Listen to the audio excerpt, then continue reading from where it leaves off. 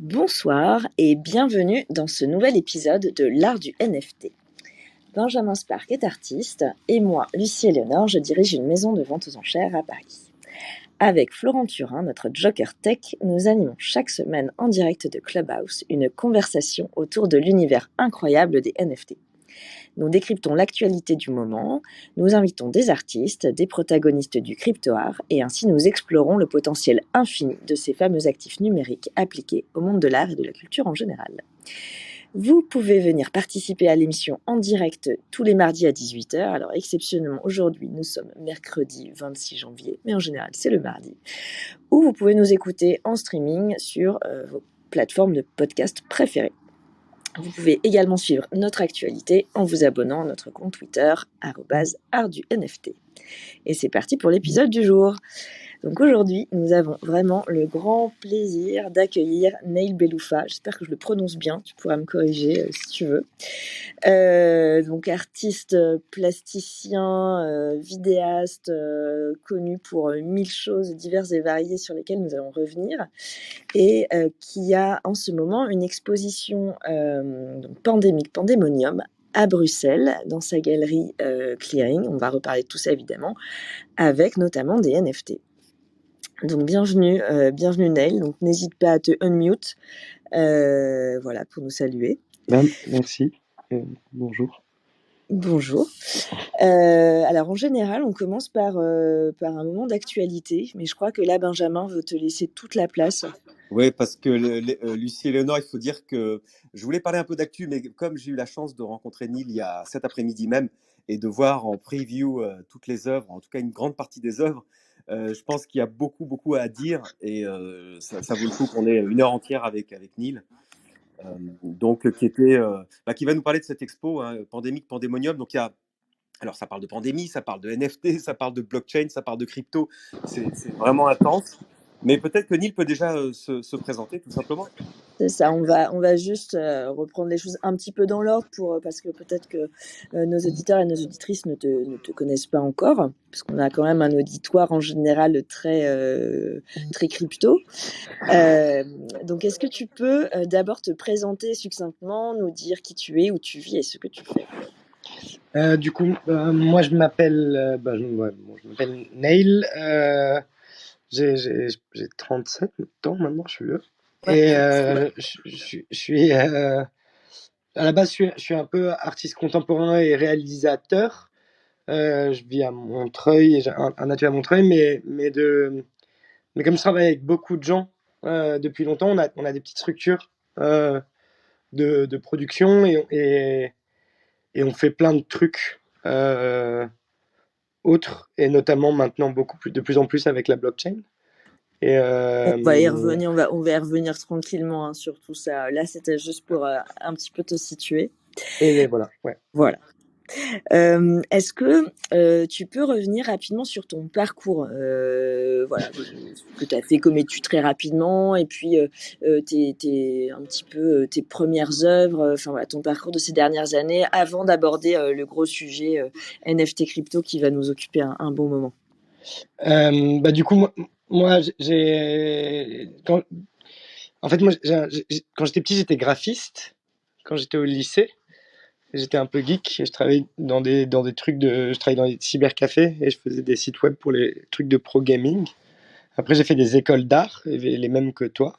Donc j'ai fait j'ai fini aux Beaux-Arts et aux Arts décoratifs à Paris. Et après, je suis allé aux États-Unis aussi un peu.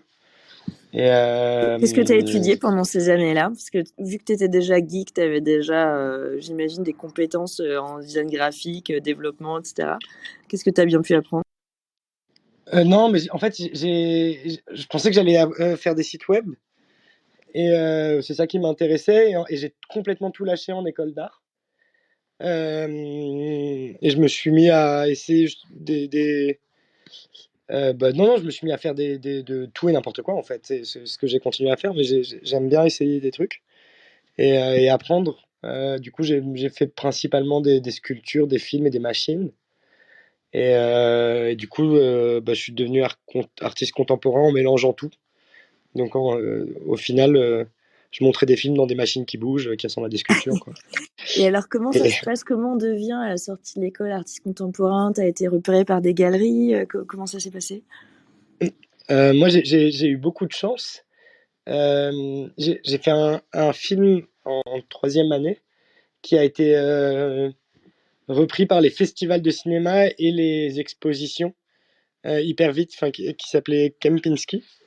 Et c'est un espèce de film de science-fiction que j'avais fait en voyage d'école au Mali. Et il y a ce truc qui m'a aspiré hyper tôt dans les milieux culturels. Et du coup, j'ai pas eu le temps de me poser la question de ce que je voulais faire.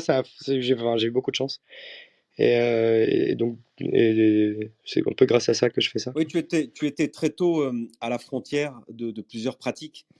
Parce que là, tu as commencé avec le film. En fait, tu étais artiste, plasticien, etc. Mais c'est vraiment un film qui t'a lancé. Et je me souviens, c'est l'époque où les galeries commençaient à montrer des films qui ne passaient plus, enfin, qui passaient certes dans les cinémathèques, mais on s'est dit, tiens, le film, c'est de l'art aussi, en fait. Bah, ouais, en fait, moi, j'ai un côté cumulard, mais en fait, quand j'étais petit, ouais, j'ai fait la même. Je sais pas si c'était pareil pour toi, mais moi, quand j'étais dans deux écoles en même temps, et du coup, quand je me faisais engueuler quelque part, je me disais que j'étais dans l'autre, et du coup, j'étais juste en permanence en train de faire ce que j'avais envie de faire, et je basculais d'un endroit à l'autre, et j'ai fait un peu pareil avec le film et l'art contemporain, je m'appuyais où je voulais. Et c'est aussi une stratégie d'indépendance un peu rigolote, où en gros, tu ouais, t'essayes pas de consolider un endroit, tu essaies juste de faire le moment où tu vois que tu peux faire quelque chose qui est intéressant. Tu fais, et puis après, sinon, tu bascules ailleurs, et ça te permet d'être toujours mobile C'est l'art du flipper, en fait. un peu, ouais. Ouais, c'est artiste inclassable, comme on dit. Et d'ailleurs, je parlais avec ta galeriste, là, aujourd'hui, la galerie Clearing à Bruxelles, et ils étaient aussi désemparés, enfin, très heureux de cette expo, évidemment, mais très désemparés. Ils se sont dit, nos collectionneurs aussi, ils vont être complètement perdus, il va falloir tout leur expliquer, parce que les œuvres sont, comme tu dis, mais à la frontière, ça mélange, il y a de la sculpture, il y a de l'installation. Il y a des objets, j'ai vu qu'il y avait des bancs que tu as fait qui ressemblent à des bancs de science-fiction, en fait. C'est vraiment étonnant, hein, cette expo. Bah, Après, ça, moi, c'est un truc de. Moi, en fait, moi, c'est un autre truc. C'est un truc. En fait, j'aime bien qu'on comprenne pas ce que je fous, parce que du coup, je suis tranquille. Et c'est aussi une espèce de technique de travail pour être toujours un peu à l'abri d'être dans une boule, quoi, dans une bulle et dans une case. Et, et vraiment, il y a un truc, c'est que moi, je suis convaincu que les formes culturelles, elles ne naissent pas uniquement de l'artiste, quoi, ou de cette vision romantique. Moi, je suis convaincu qu'elles naissent des contraintes de l'endroit où elles peuvent exister. Et que, donc, en gros, que les artistes, quand ils devaient travailler pour des églises, ils faisaient des trucs pour les églises, quoi. Et, et donc, du coup, la manière qu'on a de travailler avec les boîtes de prod, avec les collègues et tout, c'est plus de construire des contraintes ou d'essayer de trouver des modèles qui nous amusent, et à l'intérieur desquels les formes et ce qu'on produit se déroulent naturellement, quoi. Mais ça ne naît pas du désir de faire Est-ce une chose précise, c'est plus de voir la manière dont on aimerait distribuer, interagir avec les gens, travailler. est-ce que tu peux nous donner des exemples d'œuvres que tu avais fait auparavant, justement, que tu as conçues en fonction de l'endroit où elles étaient censées être, pour un petit peu donner une vision globale de ce que tu faisais avant de découvrir les... Par exemple, les bancs dont Benjamin parlait, donc c'est une espèce de capsule design, un peu bande science-fiction, on peut aller dormir, mais c'est vraiment des bancs, et on peut écouter de la musique dessus et des trucs comme ça. Ces trucs-là, on les avait produits. C'était une blague. Il y avait un musée prestigieux qui voulait faire une expo. Et à un moment, on avait émis le truc de dire, bon, ce serait marrant de pas faire l'expo dans le musée. Et on s'est amusé à faire ces bancs on leur a demandé de trouver un, un appartement euh, hyper cher à vendre, et de faire un partenariat avec un agent immobilier. Et l'idée, là, en l'occurrence, c'est on avait produit plein de bancs comme ça, et des toilettes. On avait fait des pipelines en céramique dans l'appartement, et on avait un peu massacré ce loft qui était hyper cher à Cologne. Et on avait fait un deal avec l'agent immobilier en disant qu'il n'avait pas le droit de dire qu'il y avait de l'art dans le truc, mais que nous, on allait faire une exposition dedans. Et donc, moi, ça m'a permis de faire un travail qui parlait d'immobilier, quoi, qui avait une dimension critique sur de la spéculation immobilière ou de la gentrification sans en avoir. Et en gros, on a trouvé sans avoir à rien faire. Donc là, le truc qui était rigolo, c'est que les gens de l'art allaient dans un appartement, il y avait un agent immobilier qui essayait de leur vendre un appart. Et il y avait les gens qui venaient acheter un appart qui avaient moins envie d'acheter l'appartement parce qu'ils étaient en train d'enjamber des espèces de bancs bizarres ou qui faisaient un peu camp futuriste bizarre. Donc Et ce en qui était fait, rigolo, c'est de faire c'était une Comment espèce de performance dont les visiteurs du musée étaient acteurs et actrices, et en même temps les gens qui n'avaient aucune conscience qui étaient aussi acteurs de la performance que toi-même t'avais organisée. En gros, ouais, ce qui est marrant, c'est que l'agent immobilier, c'est devenu un comédien pour moi. Et ça a créé une tension rigolote, quoi. Moi, c'était aussi pour relier le truc pour avoir une espèce de discours critique ou de relation entre le rapport entre un asset immobilier et la considération qu'on a pour des objets d'art, et aussi le fait qu'a priori, le public du musée, c'était potentiellement les gens qui achèteraient son truc à lui. Donc du coup, il y avait un espèce de truc un peu rigolo qui se jouait. Lui, ça a été hyper chiant et c'était horrible et il était pas très content. Mais à la fin, il a vendu son truc, quoi. Mais parce que les gens de l'art se sont énervés contre lui parce qu'ils ont vu une provocation politique, quoi, un truc un peu bizarre. Mais bon, à la fin, ils sont passés à la télé, donc ils ont eu de la promotion et ils ont vendu leur Ouais, truc. tu adores ironiser, en fait, ironiser avec les conventions, avec les codes. Ça se voit dans toute ton expo, là, qui est à Bruxelles, et qui ouvre samedi. Mais alors, juste parenthèse, en fait, je m'attendais au tout début à voir En- en- effectivement des œuvres. Non, mais moi j'aime Hein. bien l'humour, quoi. Ouais. Et aussi, ce qui m'intéresse, c'est que ouais, j'aime bien de créer des situations qui parlent du modèle de distribution, quoi. Qui parlent de la manière dont les choses arrivent et qu'il y a une forme de transparence un peu. Euh, Dans ce truc, j'aime pas trop le rapport prestigieux, même si c'est de ça que je vis, quoi. Mais voilà. D'ailleurs, j'ai pu voir une citation, donc je vais te citer toi. Tu as pu dire: je suis un outil du système, mais je le critique, et plus je le critique, plus on achète. Donc, effectivement, c'est très sarcastique et très un peu dans une boucle, voilà, très critique. En fait, elle a été transformée. Ah, en Mais ce plus, que je voulais dire, c'est que en fait l'académie, le nouvel académisme, enfin l'académisme qu'il y a eu pendant l'ère libérale, donc les années qu'on a vécues dans la culture, quoi. C'était un truc assez pervers comme système culturel. C'est qu'en fait, on invitait des gens à critiquer la machine qui les invitait. Je sais pas si vous voyez ce que je veux dire. Non, c'est-à-dire oui, à peu près. C'est-à-dire que oui, on rentre dans le système de l'autocritique, finalement. D'un truc de quoi qui se mord un peu la queue où on on n'est pas invite. loin d'Andy Warhol, hein, finalement. Quelque part, c'est ce qu'il a fait avec ses collectibles avant l'heure, en se moquant un petit peu de la société de consommation. Donc finalement, est-ce que c'est Complètement, mais là, c'est clairement lui, il voyait ça venir, mais là, il y a quand même un truc qui est rigolo, qui est un truc où on essaye d'inviter la subversion à l'endroit où il n'y en a pas, et plus ça a l'air d'être un problème dans un espace symbolique où en fait ça ne pose pas de problème, plus ça fonctionne, quoi. Et moi, ça devient intéressant aussi. Enfin, il y a ce truc-là, quoi. Ouais, Et, alors on a parlé donc ouais, de l'ironie, du sarcasme que tu mets dans tes œuvres. On peut peut-être aborder l'aspect aussi technologie parce que certains t'ont connu en 2016, donc ça fait déjà 5 ans, au Palais de Tokyo, qui est un centre d'art contemporain assez connu à Paris, où tu proposais de miner déjà de miner une crypto-monnaie. Alors, je me souviens plus laquelle, mais on s'est dit déjà, tu es le premier artiste à parler de minage de crypto-monnaie déjà à l'époque. Je, je pense qu'il y a moi, ce qui m'intéressait, en fait, c'est dans l'exposition, c'est une exposition hyper particulière. Et donc, moi, j'avais de la crypto pour des raisons autres, quoi. Enfin, l'atelier, on avait utilisé ça un peu pour des trucs de trésorerie, pour essayer. Et là, c'est une exposition qui parlait c'était une exposition pas vraiment avec mes œuvres.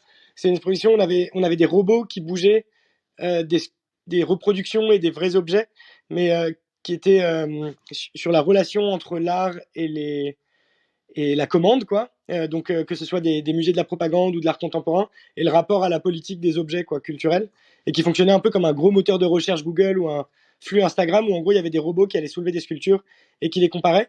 Et donc la salle d'entrée de l'expo, c'était un truc où il y avait un peu pour moi le début de la déclaration d'indépendance des arts, le moment où les modèles culturels qu'on a là se mettent en place. Donc c'est avec Gustave Courbet, quoi, qui est communard et qui s'amuse à refuser de faire l'exposition universelle avec la France, mais à trouver un mécène privé pour faire son propre pavillon, tout en organisant la Commune de Paris, quoi. Et de mettre en face une ferme de minage et le crypto-anarchiste Manifesto, qui était qui est un peu qui fonctionne sur un vocabulaire assez similaire. Enfin, qui parlait, c'est un truc de 1972, qui parle de la révolution que la crypto va créer en étant violente et complexe, mais c'était un peu une espèce de blague avec le début de l'indépendance et ce que moi je voyais comme potentiel qui venait, quoi. Oui, mais c'est étonnant que tu traces un parallèle entre Gustave Courbet dans la Commune 1871 et les cyberpunk, enfin le cypherpunk, le mouvement cypherpunk, qui pensait que la cryptographie et l'informatique allaient libérer l'individu dans la société. Et c'est ce que le white paper de Bitcoin a repris finalement. Ouais, complètement. Ouais. Mais non, en plus, ce qui est rigolo, c'est que mais c'est un vocabulaire hyper similaire aussi. Enfin, il y a un truc hyper intéressant enfin, c'est un parallèle débile mais moi je suis pas historien donc je dois dire des conneries, hein. Mais ouais, ça fonctionne, quoi. Ça fait la blague, quoi. Et alors ensuite, est-ce que tu peux nous parler d'encore une œuvre que tu as faite entre cette expo et les NFT aujourd'hui? Puis après, on attaquera le gros sujet. Dans cette même période, on a fait on avait un gros atelier et une petite boîte de prod. Et on s'est dit qu'on allait produire un long métrage tout seul dedans. Et donc on a construit un faux hôtel dans l'atelier. On a fait le long métrage qu'on a financé pour la sortie en faisant des sérigraphies uniques qui étaient des posters, quoi. Et c'est la mécanique. Et le film s'appelle Occidental, quoi. Donc on l'a sorti en salle, en autoproduisant, en vendant des pièces, quoi. Et après, on avait transformé l'hôtel l'hôtel, enfin, c'était devenu un centre d'art un peu anarchiste, quoi, mais autogéré par des artistes qui faisaient des expos, quoi. Mais en gros, on a toujours travaillé avec ces genres de mécaniques où on transforme une chose en une autre, en une autre, en une autre, en une autre. Et avec toujours déjà cette idée de décentralisation, de quelque chose d'assez anarchiste qui finalement est très blockchain spirit. Bah, moi, je pense que quand même les grosses parties des problèmes systémiques du monde actuel sont liées à l'hypercentralisation. L'hypercentralisation maintenant par quelques grosses boîtes. Et effectivement, il y a toujours eu des tentatives à la fois de prise d'autonomie et de recherche de systèmes d'indépendance ou de trucs un peu vertueux qui redistribuent à la fois économiquement et intellectuellement les choses, quoi. Oui, alors attends, justement, tu parlais justement d'intellectuel. Alors, dans ton discours qui est très construit, qui fait beaucoup de références à l'histoire de l'art, etc., il faut dire aux gens quand même que quand ils iront voir l'exposition, ce que j'ai fait cet après-midi, elle n'est pas du tout dans cet esprit intellectuel, c'est-à-dire qu'elle est très gamifiée, cette exposition. On joue, dans ton expo, on a envie de jouer. D'ailleurs, je crois que tu incites les visiteurs à jouer, à aller sur des écrans, à interagir avec les écrans. Il y a des choses très immersives, des installations où on voit des images 3D un peu partout, on est enveloppé là-dedans. Est-ce que tu peux donc nous parler de cette expo avec un aspect très gamification? Il faut savoir aussi que toute la pratique, là peut-être que j'ai un vocabulaire un peu chiant et tout, mais toutes les pièces, normalement, elles sont un peu simples. Enfin, moi, je fais vraiment des blagues en permanence, et c'est même le truc avec les robots au Palais de Tokyo c'était assez rigolo, quoi. Enfin, normalement, enfin, en tout cas, j'essaye de pas mettre une pression, de toute façon, parce que je suis pas un intellectuel, donc j'ai pas les reins. Mais donc, du coup, là, ici à Clearing, à Digital Morning, on a. Donc là, c'est vraiment un gros on parce qu'il y a une structure qu'on est en train de monter avec plein de collègues et d'intervenants qui s'appelle le EBB, qui participent et sur laquelle on a beaucoup de développeurs pour faire des choses. Et donc là, l'exposition ici, on s'est amusé à essayer de faire un espèce de miroir des 2 années de transformation qu'on avait vécues. D'où le titre de l'expo. Ouais, complètement. Et donc, si on fait en gros des grosses lignes en tout cas de l'état de mon cerveau, en tout cas moi. Il y a eu, entre la pandémie, apprendre à vivre que sur Skype, ne plus savoir ce qui était vrai et faux parce que j'avais des informations sur mon ordi, entre les théories du complot et des nouvelles techno. Enfin, je me suis jamais autant soucié des courbes économiques du monde, des pyramides de Ponzi, et de la gamification du monde. Et donc, en fait, on a essayé de faire un projet qui joue là-dessus, qui parle de cette transformation, mais sous forme de satire, un peu rigolote. Donc, en gros, l'expo, c'est un casino. C'est un casino dont la thématique vient d'une pièce, vient d'une espèce de série, mini-série, qui s'appelle Screen Talk, et qui a Alors, qui est-ce qu'on peut passer un peu pardon. de temps sur cette série? Parce que quand même, c'est assez dingue. Elle date de 2014. Donc, est-ce qu'on peut faire un petit retour en arrière pour que tu nous expliques un peu ce que c'est Scream Talk? Parce que c'est quand même assez incroyable.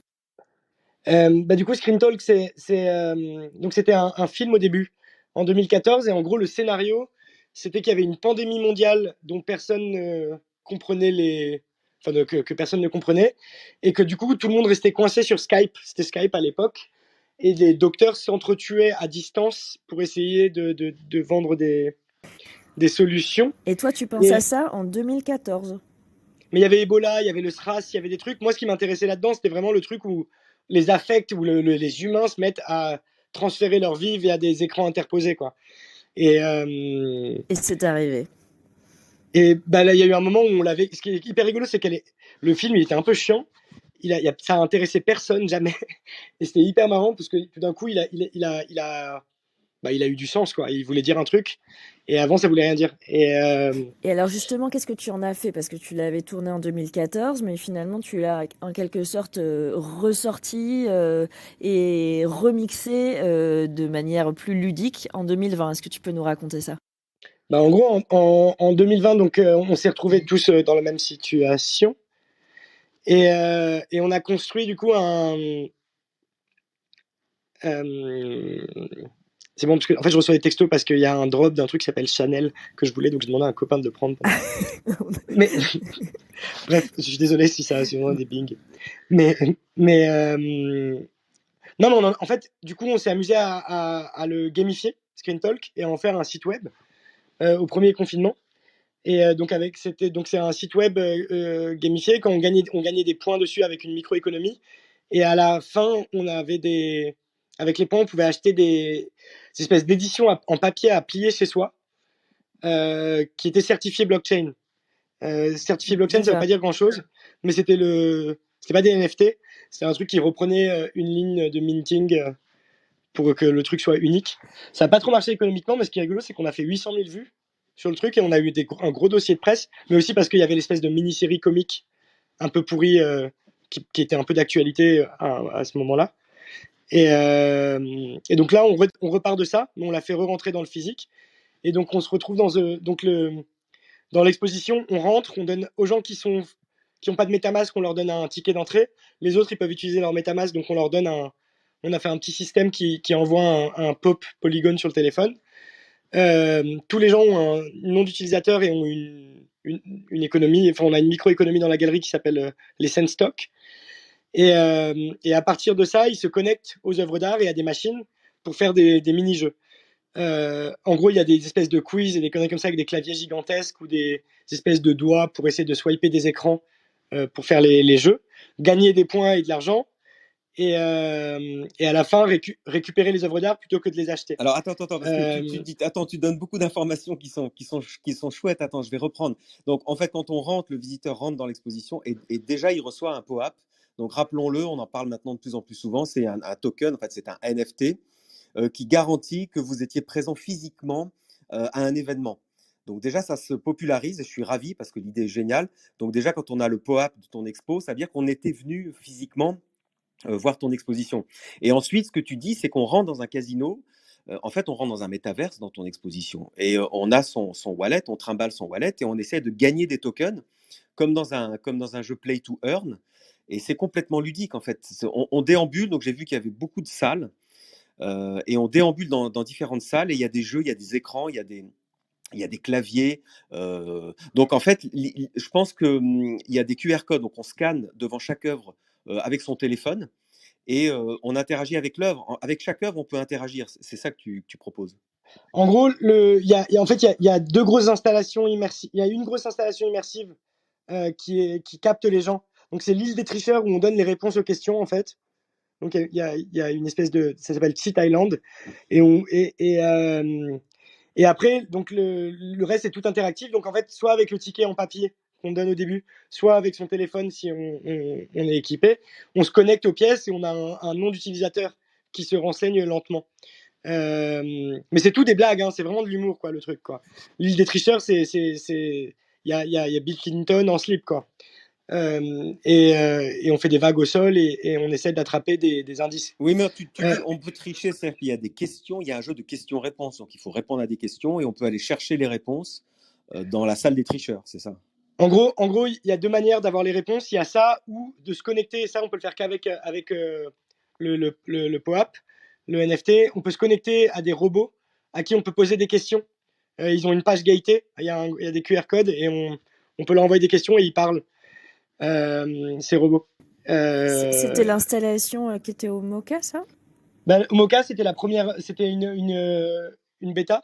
Et là, maintenant, on les a poussés et ils ont plein de choses à dire et plein de blagues à faire. Et c'est ce qu'on voit en photo de profil, là, hein, c'est ton avatar. Voilà, c'est ça, les robots, quoi. Et donc, il y a eux aussi qui donnent des conseils aux gens. Et après, on avait envie que ce soit vraiment moi, j'ai envie que ce soit de l'entertainment, quoi, qu'on se marre dans l'expo. Et donc, du coup. Parce que du coup, tu fais vraiment participer les visiteurs et les visiteuses. Il y a toujours une dimension très interactive. Ah, il y a tout qui est. Toute l'expo, en fait, il y a tout qui est programmé, quoi. Il y a tout qui est connecté. Quand quelqu'un gagne, ça apparaît sur tous les écrans, ça gueule. C'est vraiment un truc où on peut jouer dans toutes les salles, quoi. Et ouais, donc du coup, il y a cette espèce d'énorme salle avec une espèce d'île et des trucs génératifs et des indices qui apparaissent. Il y a un autre endroit, une fois qu'on a fait tous les jeux, on a il y a une espèce de truc qui te scanne. C'est sur Unity, qui te scanne et qui te fait en 3D. Et tu as une roulette de défiscalisation pour augmenter tes gains, avec plein de manières de défiscaliser.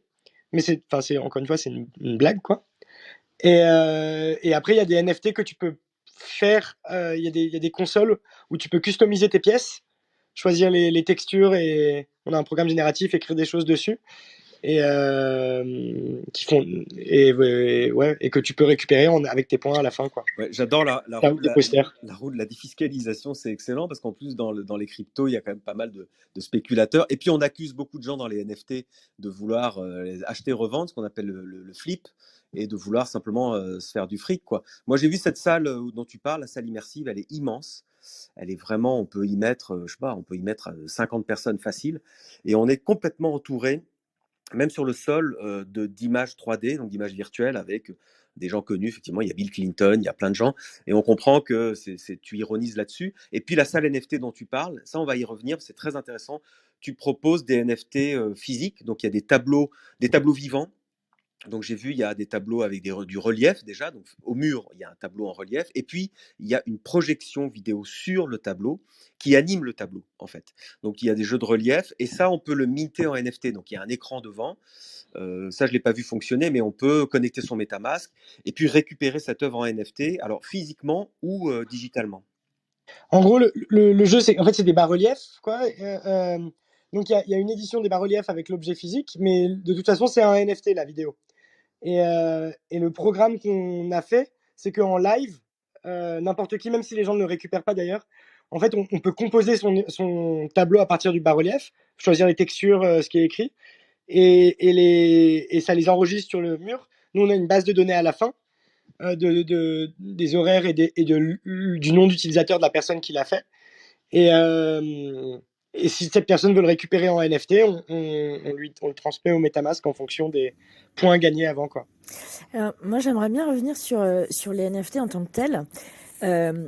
Pour savoir déjà comment c'est arrivé dans ta vie, à quel moment, et est-ce que tu t'en es emparé comme d'un nouveau finalement matériau, ou alors est-ce que ça a aussi été une révolution dans la manière de monétiser tes œuvres? Moi, j'ai un gros défaut, je fais partie des gens qui arrivent à perdre de l'argent en travaillant. Donc les NFT, moi, ce qui m'intéresse, c'est plutôt ma croyance dans le Web3 et dans un potentiel de décentralisation et dans le token social. Parce que, en fait, la monétisation ou la valorisation d'un objet, en fait, le monde réel le fait déjà. C'est pas et le jeu vidéo le faisait déjà sans passer par la blockchain, même pour un objet digital. Moi, c'est pas cette capacité que je trouve fascinante. Moi, c'est plutôt l'outil technique qui permet une décentralisation, une redistribution et un rapport à la gamification ou à l'investissement des gens dans des projets culturels, par exemple, si on parle de culture, différents. C'est-à-dire que Donc c'est l'aspect philosophique qui t'a marqué. Non, et technologique, quoi. Nous, on se marre, en fait. On développe plein de programmes. On fait plein de smart contracts. On a plein de projets de tokenomics qu'on est en train de faire. Ouais. Mais on essaye mais ce qui m'intéresse, en fait, c'est de développer avec. Donc, c'est pas trop Là, moi, ce qui m'amuse avec, par exemple, à l'échelle de ma pratique, on a fait des NFT à grosse valeur, on a fait des tests, mais moi, ça m'a fait peur parce que ça a coûté trop cher. Par contre, ce qui me fait marrer, moi, c'est que je peux fractionner, par exemple, les robots. On va à un moment finir par réussir à faire ce drop, mais on va fractionner le contrôle de ces robots qui se baladent d'exposition en exposition. Ils sont censés même aller à la Biennale de Venise, normalement, on va voir si on va jusqu'au bout, mais ils se baladent partout, et donc plutôt que d'avoir une personne qui serait propriétaire, moi, de fractionner avec plein de personnes qui votent, on a un channel Discord dessus, et qui écrivent les scénarios et ce qu'ils font et où ils vont et ce qu'ils montrent dans les expos, ça m'amuse. Il faut expliquer quand même, Neil, que tu travailles avec 3 codeurs. C'est-à-dire que dans ton studio, tu es entouré de codeurs informaticiens qui connaissent. Alors, pour les experts, on parle du langage Solidity, qui est, peu importe, en tout cas, c'est le langage sur Ethereum. Tu m'as dit que ces 3 codeurs autour de toi codent tes propres smart contracts, ce qui te permet de faire des NFT ultra spécifiques à ton travail, à ta volonté.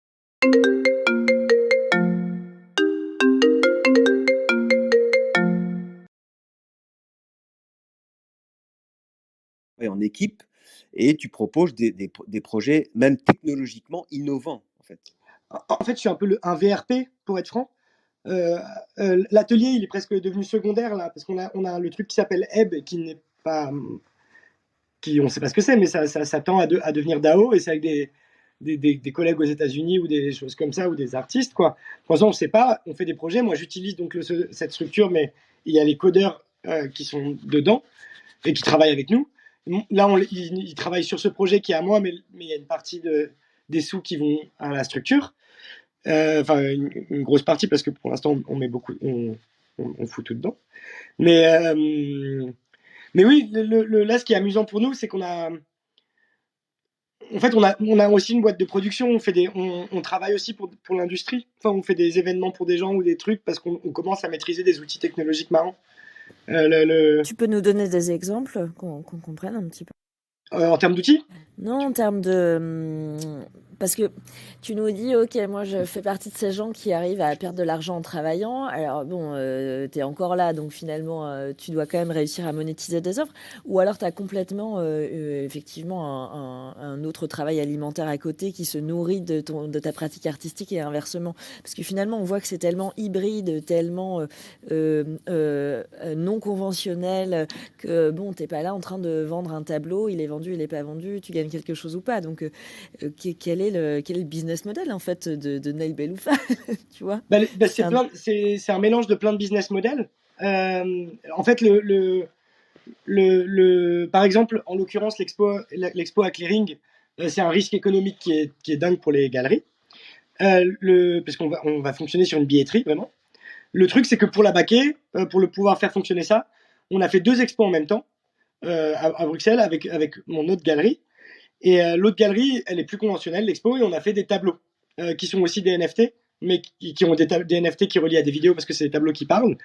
Mais il y a ces tableaux qui ont une valeur plus facile à commercialiser, qui nous permettent de faire de l'autre côté un truc de développement et de prise de risque technique plus rigolote.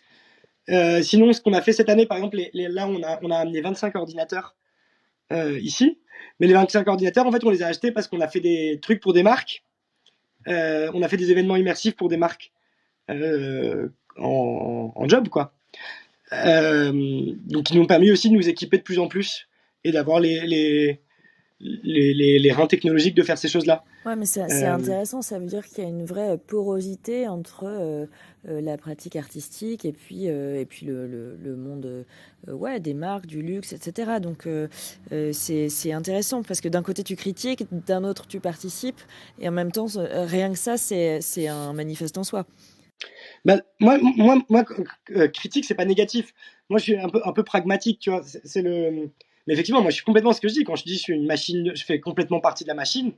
Par contre, le fait est que moi, je considère, et c'est un peu un truc à la con, mais c'est de. Enfin, faut pas s'étonner qu'on se dise que les trucs sont à chier si on n'essaye pas de le transformer ou de participer, quoi. Donc, du coup, je préfère prendre le risque d'être compromis, entre guillemets, mais d'avoir le droit de pouvoir parler, de pouvoir essayer des choses de l'autre côté, qui tiennent. En gros, dès qu'on fait un truc qui nous fait plaisir, mais je sais pas si vous avez la même expérience, mais quand même, moi, personnellement, quand je fais un truc qui me plaît, c'est moi qui paye, quoi. Sinon, on me paye jamais pour que je fasse un truc qui m'intéresse, quoi.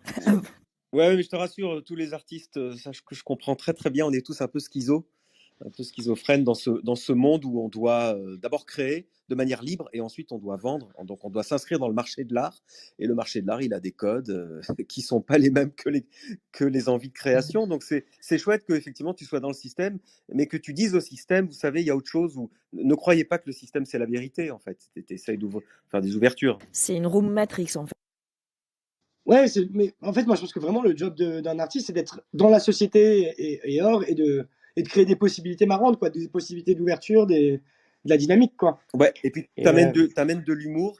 Quand je t'ai vu là tout à l'heure devant l'expo, tu m'as dit j'ai envie que les gens se marrent dans mon expo. Et j'avoue que ça, c'est très rafraîchissant parce que en général, dans les expos contemporaines, bon, ça se prend un peu la tête quand même. Ça imagine, il y a un discours un peu philosophique, un télo, quoi, tu vois. Alors, j'ajouterais qu'on se marre, mais qu'on est quand même un peu dérouté. Moi, j'ai vu tes œuvres au MoCA et on est là, on comprend pas trop ce qui se passe. On se, on se sent un peu comme un gamin qui découvre le monde et c'est très ludique, effectivement, mais ça peut mettre un peu mal à l'aise aussi. bah, alors, là, au Mocha, moi, il y en avait une. Mais en fait, moi, c'est, en fait, j'essaie de faire des blagues et je suis pas très drôle. Donc ça, c'est un autre problème. Euh, mais, euh, mais le, mais ouais, non, mais je comprends ce que tu viens de dire complètement. Mais quelque part, tout à l'heure, tu nous as dit, j'aime bien qu'on comprenne pas ce que je fais. Donc quelque part, ça nous met aussi dans une position d'ouverture d'esprit, de se laisser surprendre. Donc ça le laisse pas indifférent, ce qui est quelque part le but d'une œuvre. Ouais, non, complètement. Mais effectivement, de temps en temps, on essaie de faire des trucs un peu. Enfin, en tout cas, là, j'espère qu'il y aura il y a des zones de l'expo où j'espère qu'on n'aura pas le truc peut-être qu'il y avait au Mocha un peu déroutant et d'être dans un. Enfin, moi, mon but, c'est quand même qu'il y ait des gens qui viennent pour s'amuser, vraiment. Pas forcément même un. Parce qu'on essaie de s'adresser à la fois à un public de l'art, un public crypto-friendly, mais en fait, surtout, moi, ce qui m'intéresse, c'est que les gens viennent jouer, quoi. Qui jouent en découvrant les technologies ou de l'art ou de la distance critique, mais qui s'amusent, quoi. Et des gens normaux, entre guillemets, je sais pas si ça veut dire normal, mais vous voyez ce que je veux dire, quoi. Oui, des gens qui ont pas. Oui, mais ça permet de comprendre aussi cette gamification qui vient. Ça permet de comprendre le monde digital qui vient. Moi, je trouve que dans ton expo, il y a une véritable esthétique. On comprend qu'il y a une nouvelle recherche. On comprend qu'on vit quelque chose de nouveau, en fait. Et ça, c'est très réussi. Tiens, parenthèse, je précise à tout le monde que le MoCA, c'est le Museum of Crypto Art. Donc, c'est important parce que d'ailleurs, tu peux te définir comme un crypto-artiste aussi. Je sais pas comment tu. Est-ce que ça te parle d'ailleurs le crypto-art pour toi? Moi, déjà, quand on me disait artiste, ça m'énerve. J'essaie de trouver un moyen qu'on m'appelle autre chose. Mais je pense que c'est en tout cas, moi, je pense que les artistes qui utilisent la crypto, que ce soit au niveau des smart contracts ou pour diffuser des œuvres digitales, je pense qu'ils devraient dire juste artiste. Mais ça, c'est moi. C'est pour le long terme. Oui, d'ailleurs, il y avait quelque chose d'intéressant on parlait un peu de blockchain. Je te disais sur quelle blockchain tu proposes tes NFT, et tu me disais bah, Ethereum et puis surtout Tezos. Et tu m'as dit Tezos, c'est pour faire simple, en fait, c'est une blockchain en fait, mais il y a un état d'esprit plus décentralisé d'abord, et puis moins spéculatif. Tu me disais les gens sur Tezos, tu m'as dit je préférerais initier les gens à la blockchain via Tezos, la blockchain Tezos, parce qu'il y a un vrai respect de l'open source. On l'a vu cet été avec Iketnunk, la marketplace sur Tezos qui est tombée, et puis des passionnés des passionnés de NFT ont repris le code open source pour remonter un nouveau site Iketnunk. Donc ça c'est marquant. Et puis, tu as envie d'initier les gens à ça par quelque chose de sincèrement, en fait. Il y a une vraie sincérité dans ce que tu dis, même dans la technologie, dans les NFT. En fait, en fait, nous, on utilise Ethereum beaucoup parce que déjà, on peut le faire. Parce que pour le coup, Ethereum, elle est réellement décentralisée. Mais le truc, c'est que je pense que comme entrer dans les écosystèmes crypto, ça crée hyper vite des questions et des conversations liées à du flip et à des potentiels économiques qui sont moins lourdes et moins violentes sur l'écosystème Tezos par rapport à la culture, qui est effectivement hyper jolie. Hyper joli parce qu'il est plus facile d'accès, parce qu'il n'y a pas de gas fee et parce que aussi les gens ne flippent pas les trucs. Donc il y a un truc qui me paraît être pour amener des gens à s'intéresser à ça sans. Parce que c'est comme en art, les gens, c'est insupportable quand on parle d'art contemporain et qu'on parle que de Jeff Koons ou de Damien Hirst. Il y a la même chose avec les NFT et la crypto, où ça devient réduit à des trucs dont, au final, moi, je me fous. Et parce qu'il y a un potentiel tellement plus intéressant que ça. Et donc, je me disais que peut-être, vu que cette expo, elle fait un peu une forme de prosélytisme, parce que, mine de rien, elle est en train de dire aux gens, il y a un outil que t'as pas, et c'est cool, on peut te le filer.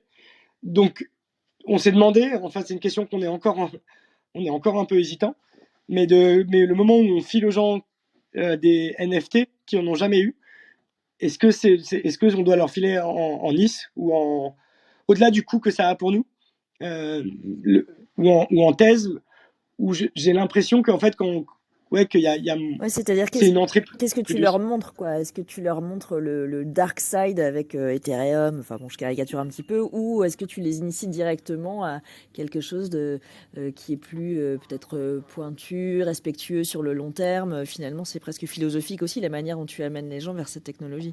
Non, mais parce que vraiment, Ethereum, c'est génial parce que c'est réellement décentralisé et c'est fascinant et c'est vrai. Mais j'ai vraiment que c'est un écosystème, en tout cas, qui est plus. Ouais, il y a tellement de choses que c'est hyper dur de naviguer. Et aussi que quand on ne comprend pas ou qu'on ne voit pas par exemple, les tokens sociaux en Ethereum, enfin, il y a des trucs vraiment magnifiques quoi, comme projet, et même des œuvres d'art magnifiques. Hein. Mais c'est quand même noyé dans une masse hyper violente de conneries. Et voilà. Je suis assez d'accord. Et en plus, il y a... ce qui est compliqué avec Ethereum, c'est que les gens qui ont du mal à comprendre et qui parfois font pas l'effort de s'intéresser aux NFT préfèrent dire ah oui mais c'est pas écologique. Et moi souvent je parle tout de suite de Tezos pour évacuer ce contre-argument qui n'a rien à faire dans le sujet. Et donc c'est aussi un bon moyen. Et malheureusement on attend tous la version 2 de Ethereum, mais visiblement c'est pas pour tout de suite. Mais il y a plein de sujets comme ça. Les gas fees aussi, c'est un sujet qui n'est pas forcément compréhensible par les non-initiés. Et je trouve que Tezos, finalement, enlève ces problématiques qui sont autant de freins à l'accès aux NFT. Ouais, complètement. Et Tezos, enfin moi, les deux, j'ai l'impression qui, en tout cas, sur parce que même Solana, je suis pas sûr, mais Flow et Tezos, mais bon, après, il y a un gros défaut chez Flow et Tezos, c'est quand même, enfin, pas un défaut, mais c'est des blockchains hyper centralisées, quoi, c'est des boîtes. Donc mais par contre, les deux, je pense que c'est eux qui vont permettre une vulgarisation, enfin, qui font partie de ceux qui vont permettre des vulgarisations et de l'ouverture au niveau des secteurs culturels, je pense. Oui, en tout cas, on voit bien que dès qu'on parle de NFT, on amène les gens au NFT par de la création, donc par des idées d'artistes, des œuvres d'artistes, mais très vite, ils sont obligés de comprendre qu'il y a une technologie, qu'il y a un wallet à posséder, qu'il faut installer, qu'il y a de la crypto pour acheter les œuvres, ou quand on les vend, on récupère de la crypto. Et tu as raison, on les implique directement dans un vaste écosystème où il faut quand même, sans vraiment rentrer dans le détail, mais il faut quand même comprendre le fonctionnement de l'écosystème. Avant de te poser juste une question, je vois que c'est le moment pour dire à tous ceux et celles qui nous écoutent qu'il est possible pour vous de lever la main et on vous donnera le micro et vous pourrez poser une question à Neil. Donc déjà, ouais, j'invite déjà Pogwerk. Juste te pose une dernière question sur tu vois, sur les wallets, est-ce que tu disais les gens qui ont un MetaMask, ils peuvent rentrer dans ton exposition et se connecter directement à toutes les œuvres. Et les autres, tu dis, tu leur proposes finalement un wallet que tu crées pour les gens qui n'en ont pas. Donc, comment tu fais pour ceux qui n'ont pas de wallet? En fait, on a justement, on a fait un choix parce on avait fait un projet à distance à Los Angeles où on avait fait un script de création de wallet sur lequel on mettait des NFT automatiquement, mais c'était un truc un peu anti-blockchain, quoi. En fait, même si le script on gardait pas et qu'on essayait de dire qu'on gardait pas les seed phrases, c'est pas très sympa, quoi, de faire ça. Enfin, c'est pas très intéressant. Donc là, ce qu'on a décidé, c'est qu'en fait, non, au tout début, c'est juste qu'on a créé on passe pas par.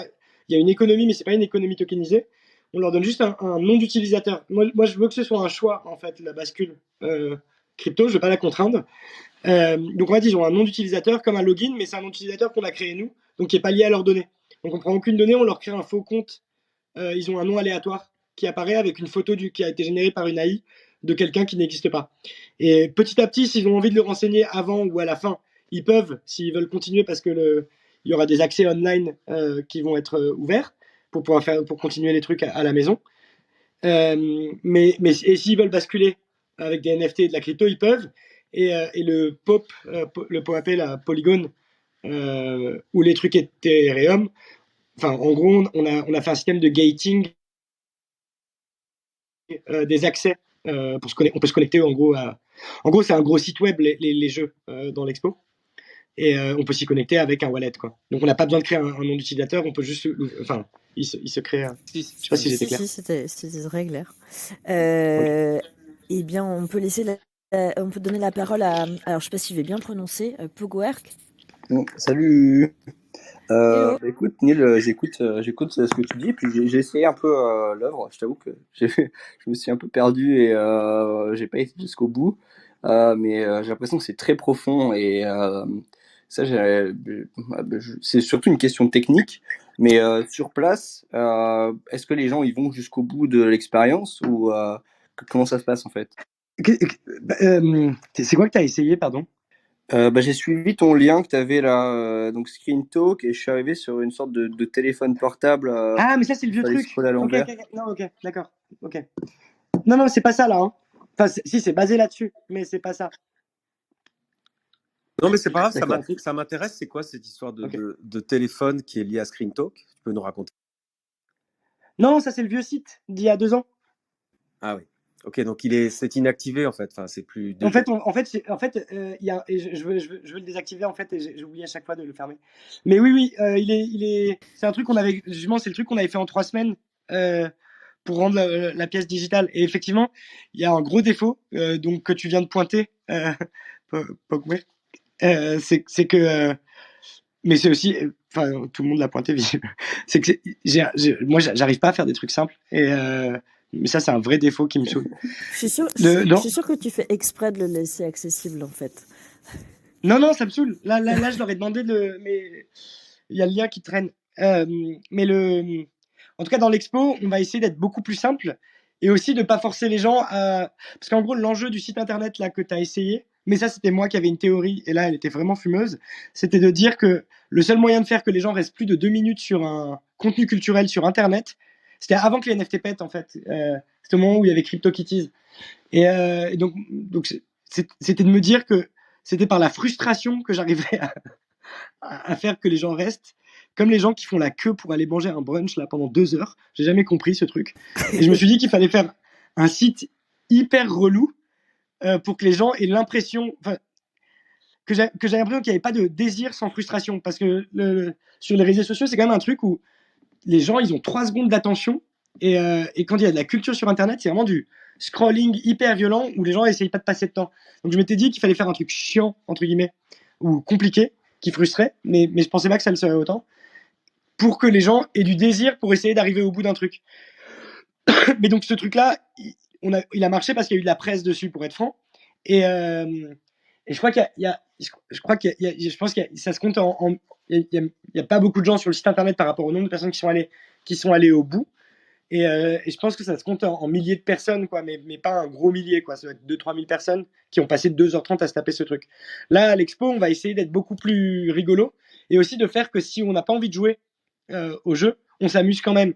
C'est-à-dire que l'île immersive, elle fonctionne. construire son NFT, ça fonctionne direct. Donc on n'est pas obligé de passer par les quiz et les trucs complexes ou les robots ou les trucs pour s'amuser. Ça peut faire une expérience culturelle assez simple. Oui, j'adore. Excuse-moi, je voulais enchaîner sur un truc. Dans le du coup l'environnement crypto en ce moment, tu as World Wide Web3 qui fait ça super bien. Du fait de, tu sais, de mettre des jeux et en fait de pousser les gens à jouer au jeu en mettant justement des récompenses à la fin, que ce soit des power-ups ou même des whitelists, etc. Et j'ai trouvé ça super intéressant le fait d'avoir du coup des gens qui passent au travers d'un jeu complet, en fait, de toute une mission, une quête, pour justement avoir une récompense en termes de NFT, quoi. Et je pense que ça s'adapte parfaitement aux expériences que tu construis et j'adore vraiment ce que tu fais, quoi. Merci beaucoup. Et non, et c'est vraiment vers ça qu'on aimerait aller, quoi. Parce que, ouais, vraiment, en fait, que les gens qui s'engagent avec les pièces récupèrent des fractions économiques des pièces qui deviennent les coproducteurs, quoi, du travail. Non, je voulais dire que la galerie accompagne, il faut rassurer tout le monde si vous allez voir l'expo, toute l'équipe de la galerie est mobilisée pour accompagner les visiteurs. Parce que les galeristes ont bien compris, c'est ce qu'ils m'expliquaient, c'est que là, contrairement à une expo classique où on peut rester passif à regarder des œuvres, là, il faut être ultra actif, quoi. Il faut interagir avec les œuvres, mais on est accompagné par les gens de la galerie qui expliquent très bien d'ailleurs le processus. Ouais, complètement. J'avais aussi une question pour toi, Nel. Du coup, ouais, j'ai adoré découvrir toute la réflexion qu'il y a derrière et le fait que tu embrasses aussi bien la technologie blockchain et la philosophie derrière. Et j'ai remarqué du coup en t'écoutant que tu te mettais vraiment pas de barrière. Tu te jouais un peu de tout, tu critiquais un peu, tu vois, genre que ça soit de l'immobilier, l'économie, le sanitaire, tout ça. T'as tapé un peu sur tous les fronts, j'ai envie de dire. Et ma question, c'était dans ton processus créatif, en fait, c'est quoi? Comment tu fais pour choisir? Enfin, tu dois avoir 1000 idées à la seconde. Comment tu fais pour choisir laquelle est la bonne, laquelle tu vas pousser justement en galerie ou tu vas garder dans un coin de ta tête? Les décisions, déjà, elles sont vraiment. Encore une fois, il y a un truc qui est injuste. Et moi, c'est aussi pour ça que je suis un peu pro blockchain, quoi. C'est qu'il y a un truc un peu injuste, c'est que moi, je bosse vraiment avec beaucoup de gens. Donc, on papote et il n'y a pas que moi dedans. Et les décisions, elles se font un peu par. Je sais pas, au espèce d'opportunisme où je vois un trou, en fait, quoi. On travaille vraiment, on voit un espèce de. Là, on a vu une opportunité pour tenter ce coup-là ici. Et donc, on a poussé jusqu'à ce que les galeries acceptent de faire payer les entrées, de mettre des NFT. Ça fait 2 ans qu'on les fait chier et qu'on essaye de leur dire qu'on veut faire ça. Et dès qu'ils ont accepté, on a dit hop. Le truc, c'est qu'ils ont accepté et qu'on a dû galoper maintenant pour rattraper enfin, pour produire, quoi. Ouais, parce que c'est quand même assez inhabituel de faire payer l'entrée dans une galerie. En général, c'est pas du tout là encore le principe, l'entrée est libre. Là, le truc, c'est qu'on a dit le but, c'est d'avoir du public, quoi, et d'avoir un vrai public et de ne pas être. Et donc c'est pareil, t'as créé de la frustration en fait, c'est-à-dire que comme c'est pas accessible facilement, on peut pas juste pousser la porte. Du coup, ça va donner plus envie d'y aller. Il y a ça, et puis aussi, on joue vraiment un jeu de gamification avec les trucs immersifs qui est assez grand public. Mais pareil, là, ce qui est assez rigolo, c'est que grâce au fait qu'il y a les NFT et qu'il y a ces problématiques technologiques, il y a 2 galeries qui normalement sont en concurrence qui se sont associées, quoi, sur le projet. C'est hyper rigolo. Ouais, t'arrives vraiment à twister toutes les modalités classiques de fonctionnement du marché de l'art, quoi. On s'amuse avec, quoi, mais c'est assez marrant parce que c'est hyper agréable du coup là de travailler. J'imagine. Est-ce qu'il y a d'autres personnes du public qui voudraient poser des questions à Neil? D'ailleurs, on gagne des œuvres aussi, Nel. J'ai vu des œuvres, donc des collages sur papier, donc vraiment des œuvres 2D, je dirais plus classiques, hein, en art classique. Tu fais de la peinture aussi, tu fais des collages, tu fais des installations. C'est des sérigraphies, mais ouais. Ah, c'est des sérigraphies. Ah, d'accord. Okay. Donc ça, on peut les gagner, je crois. Hein. Ouais, qui voulait parler là? Une dernière Oui, question, ouais. c'est bon encore. Je voulais rajouter une question, Nel. Toi, je t'ai entendu parler de diviser des œuvres. Tu as déjà fait des expériences avec de la fractionnalisation? Ou comment tu prévois ça? En gros, on essaye de le faire. Le problème, c'est que on est tous des quis sur Internet. Donc, on a un espèce de Discord des robots. Et on a tout qui est prêt. On a les programmes, on a les bots de vote, on a les systèmes pour qu'ils retweetent les gens, pour qu'ils parlent en permanence à la fois dans les expos, online, les trucs. Et on continue de développer ça. Mais juste, on n'a pas assez de gens qui sont prêts à jouer avec nous parce qu'on a du mal à faire fonctionner les. On n'arrive pas à faire tout en même temps. Mais c'est ces robots qu'on essaye de fractionner complètement. Et donc, ils vont aller à Beaubourg, ils vont à la Biennale de Venise, ils se baladent d'expo en expo. Et on a prévu de faire un drop de 1000 tokens d'accès aux fractions des robots pour contrôler ce qu'ils montrent dans les expos où ils vont. Et il y a un Discord qui s'appelle Ebb and Digital Morning, sur lequel là, on veut faire le drop. Je pense que Et ce là, serait pour l'instant, possible de l'accrocher en haut, là, de le pin.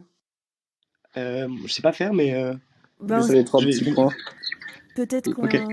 Ouais, sinon on le mettra dans les infos avec le podcast. Je pense que ça, c'est possible. Bon, en tout cas, moi, j'allais te poser une question sur les projets à venir, mais bon, là, tu nous en as parlé. Il y a déjà plein de choses sur le feu, donc ça n'arrête pas, finalement. Non, ouais, c'est drôle. Enfin, c'est assez marrant. Et non, et surtout, c'est qu'il y a les projets avec Ebb. Donc, au Museum of Crypto Art, t'avais vu l'imprimante ou les trucs comme Ouais, ça. j'avais vu l'imprimante, c'était assez marrant. Donc là, on commence à collaborer. Enfin, à collaborer. On fait des projets avec d'autres artistes, natifs crypto ou pas natifs crypto, où on développe justement des programmes avec eux et on essaie Bon, on s'amuse à développer des machines, quoi. Et ça aussi, c'est assez marrant. Enfin, c'est assez rigolo. Là, Alors, c'est marrant parce que tu utilises toujours le on. Et c'est très sympa. Enfin, on voit qu'il y a tout le temps une dimension très collaborative, que tu embarques des gens avec toi dans ta folie et c'est assez jouissif.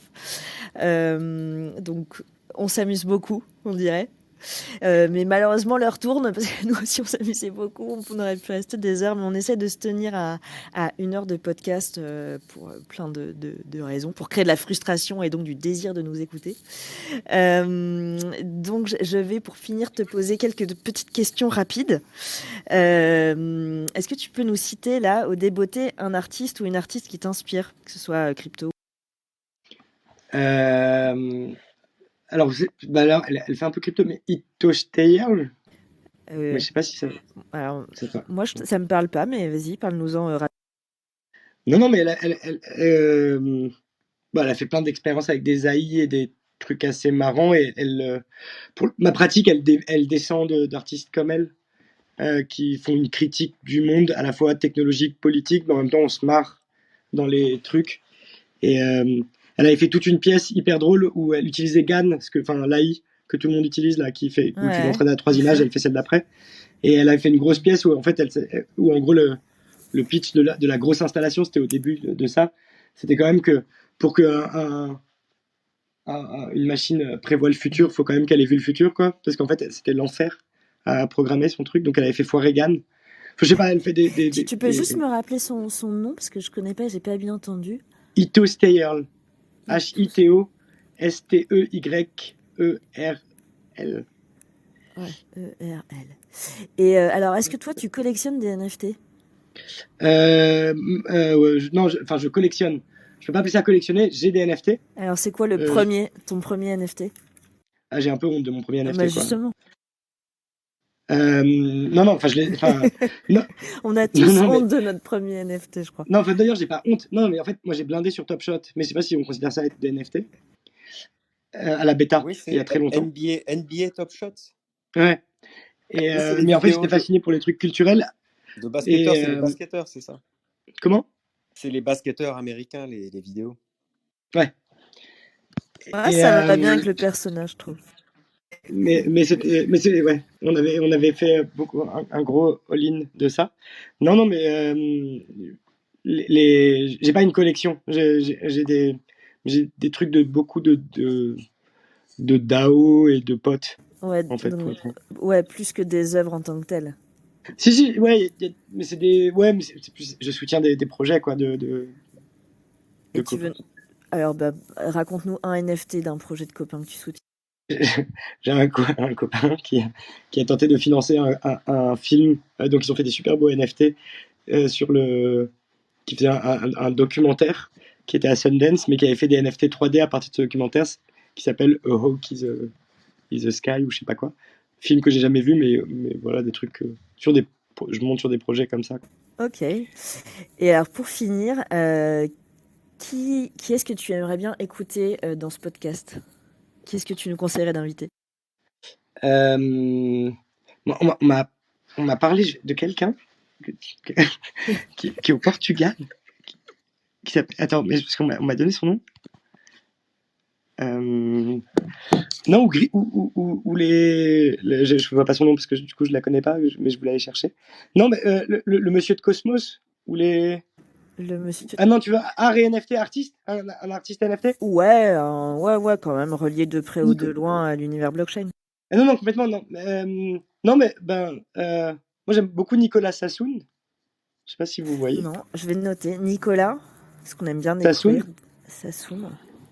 C'est un peu Pixar, mais c'est assez. Enfin, j'aime vraiment beaucoup les images. Ça marche. Et ouais, c'est cool. On va aller voir ça. Et ben merci beaucoup Neil. Avant de tous nous séparer, je vais donner la parole à Florent pour le tirage au sort du giveaway de la semaine dernière. C'était un giveaway express, mais qui a hyper bien marché. Voilà, Florent, c'est à toi. Yes, la semaine dernière, du coup, on a reçu Raphaël Herba. Et on a eu 24 heures. Vous aviez 24 heures pour retweeter et donner du love dans les commentaires. Et donc, on a eu plus d'une vingtaine de participants, 24 pour être précis, moi y compris. Donc, Neil, je vais te demander de me donner un chiffre entre 1 et 24. Et c'est toi qui vas tirer au sort le ou la gagnante du giveaway de la semaine dernière. 14. Ok, alors un peu de suspense, un peu de friction. 10. Tu fais tourner la roue de la défiscalisation, Florent? C'est ça. Et B, c'est Ryo Kyung-yu. Donc je vais sûrement tweeter parce que le nom, à mon avis, il va pas parler. Je pense pas qu'il soit ou elle soit dans la room. Voilà, donc félicitations à lui ou à elle. Et voilà. Génial, merci beaucoup Ned Beloufa. Plein de succès pour toi pour l'ouverture de l'expo, le vernissage, ce samedi 29 janvier, 10h du matin jusqu'à 6h, à la Galerie Cléré. Ouais, merci beaucoup. Eh bien, bonne soirée à tout le monde et à très vite. Ouais, à très vite. Bonne soirée. À bientôt.